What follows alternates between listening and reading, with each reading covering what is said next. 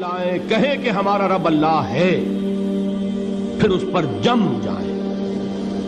ان پر فرشتوں کا نزول ہوتا ہے، نہ کوئی غم کرو نہ خوف، خوشیاں مناؤ جنت کی جس کا تم سے وعدہ کیا گیا تھا۔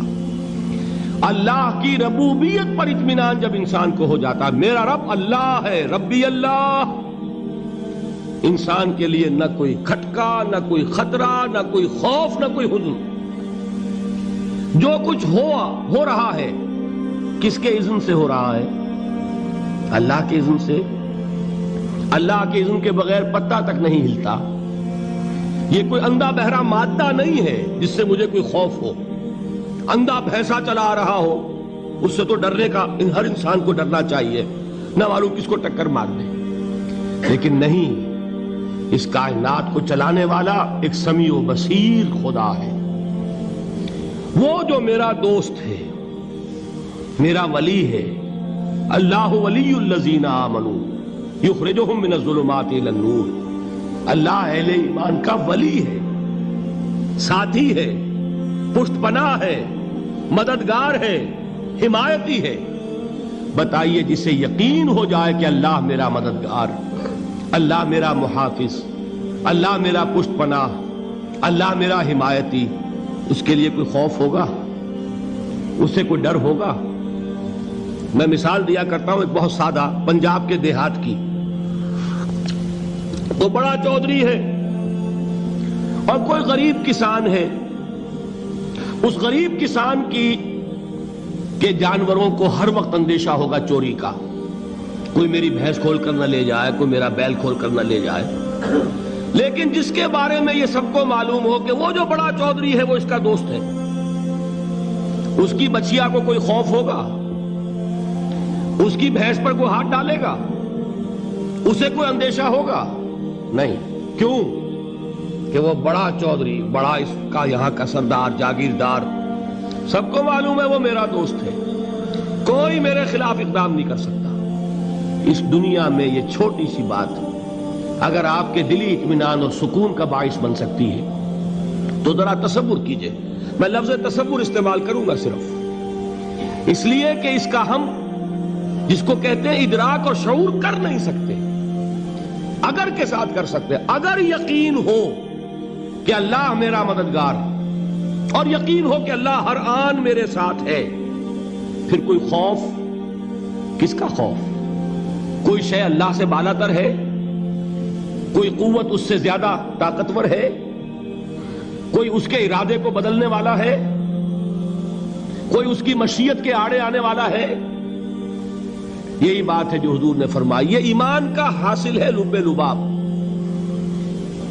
کہ دیکھو اچھی طرح اس بات کو ذہن نشین کر لو، اگر تمام انسان مل کر تمہیں کوئی نقصان پہنچانا چاہے نہیں پہنچا سکتے، مگر جو کچھ اللہ نے لکھ دیا ہو، اور تمام انسان مل کر تمہیں کوئی نفع پہنچانا چاہے نہیں پہنچا سکتے، مگر وہ شے جو اللہ نے طے کر دی۔ آپ پھر میں کہوں گا ذرا طاری کیجئے، اسے فرض کیجئے، اسے سوچئے۔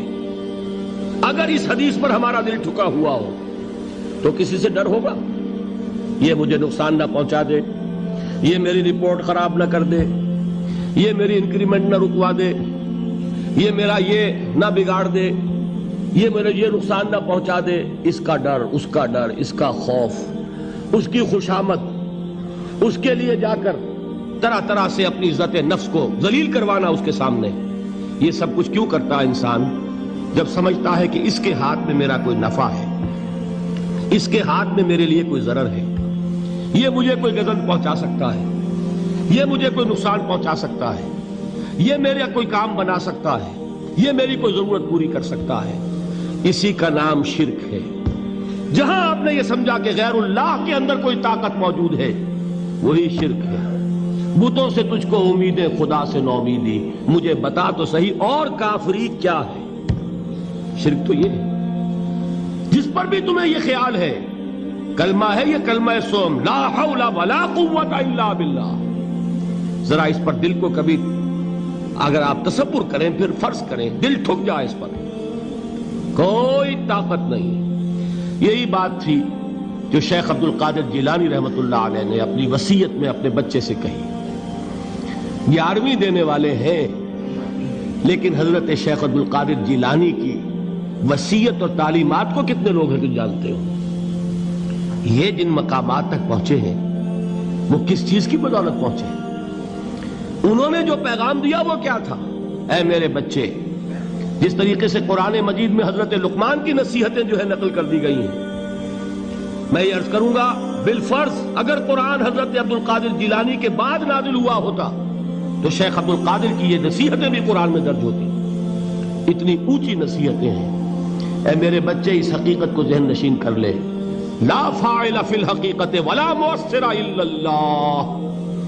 اس کائنات میں نہ کوئی فاعل حقیقی ہے نہ مؤثر حقیقی ہے سوائے اللہ. کسی شے میں کوئی تاثیر نہیں اگر اللہ نہ چاہے. آگ جلا نہیں سکتی اگر اللہ نہ چاہے. پانی ڈبو نہیں سکتا اگر اللہ نہ چاہے. زہر ہلاک نہیں کر سکتا اگر اللہ نہ چاہے. کوئی چیز فائدہ نہیں پہنچا سکتی اگر اللہ نہ چاہے. تو در در پہ کیوں سر جھکاتے ہو؟ در در پر کیوں جبیں سائی کرتے ہو؟ سب کے سامنے کیوں ہاتھ پھیلاتے ہو؟ ایک اللہ سے مانگو. ایک اللہ کے سامنے زمین پر اپنی جبین رکھو. لا فاعل فی الحقیقت ولا مؤثر الا اللہ.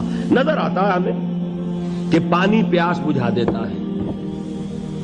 پیاس بجھانے کی صلاحیت پانی میں نہیں ہے، اللہ کے اذن سے. کھانا بھوک مٹا دیتا ہے، بھوک مٹانے کی صلاحیت کھانے میں نہیں ہے، اذن رب میں. دیکھیے یہی یقین تھا. حضرت موسیٰ علیہ السلام کا واقعہ یاد کیجئے.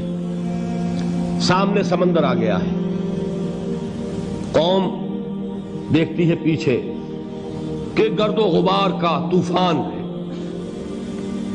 معلوم ہوا کہ فرعون اپنے لشکر سمیت آ گیا ہے. لشکر جب چلتا تھا تیز رفتاری کے ساتھ تو گرد و غبار کا جو طوفان اٹھتا تھا اس کا تصور کیجئے. اور لمحہ بلمحہ وہ قریب آ رہا ہے. پوری قوم نے کیا کہا؟ اے موسیٰ انا لمدرکون، اے موسیٰ ہم کو پکڑے گئے. قرآن مجید نے تو یہاں وہ باتیں نہیں لکھی ہے، لیکن تورات میں یہ درج ہے کہ بنی اسرائیل جھگڑنے لگے، دست و گریبان ہو گئے موسیٰ کے ساتھ. موسیٰ ہمیں یہاں مروایا لا کر، اس سے تو ہم ہی بہتر تھے. وہاں کھانے کو ملتا تھا، زندگی تو تھی، بیگار ہم کر رہے تھے، موت تو نہیں تھی. اب جو کچھ ہوگا اس کا تصور کرو، جس طریقے سے ہمارے ٹکڑے اڑائے جائیں گے. تو لڑ رہے ہیں حضرت موسیٰ علیہ السلام سے. یہ تورات کی تفصیل ہے. قرآن میں صرف اتنا آیا ہے، پریشان ہو کر انہوں نے کہا انا لمدرکون، موسیٰ ہم تو پکڑے گئے. اس وقت موسیٰ کا جواب کیا ہے؟ کلا ان معی ربی سیہدین. نہیں، میرے ساتھ میرا رب ہے، وہ راستہ دے گا. بتائیے کہاں راستہ نظر آ رہا ہے؟ یہ ہے ایمان بالغیب. راستہ نظر نہ آئے تب اللہ پر یقین ایمان ہے. جیب میں پیسے ہوں اور تب دل کو اطمینان ہے تو ایمان کس پر ہوا؟ پیسے پر، اللہ پر نہیں. جب وسائل و ذرائع نہ ہو اور پھر یقین ہو کہ اللہ مسبب الاسباب ہے، وہ اسباب کا پابند نہیں ہے، وہ اسباب کا محتاج نہیں ہے، اسباب اس کے محتاج ہیں. اگر یہ یقین ہے تو اللہ پر ایمان ہے. یہ نہیں ہے تو تمہارا ایمان اسباب پر ہے، وسائل پر ہے، ذرائع پر ہے، مادیات پر ہے، اللہ پر نہیں. اس وقت کہاں راستہ تھا؟ کوئی راستہ تھا؟ سمندر ہے اور ادھر سے لشکر آ گیا ہے. کلا ان معی ربی سیہدین. اب دیکھیے ایمان کہہ دینا آسان ہے، ہوا معکم اینما کنتم، جہاں کہیں بھی تم ہوتے ہو اللہ تمہارے ساتھ ہوتا ہے. لیکن اس کا یقین قائم ہو جائے تو زمین و آسمان کا فرق واقع ہو جائے.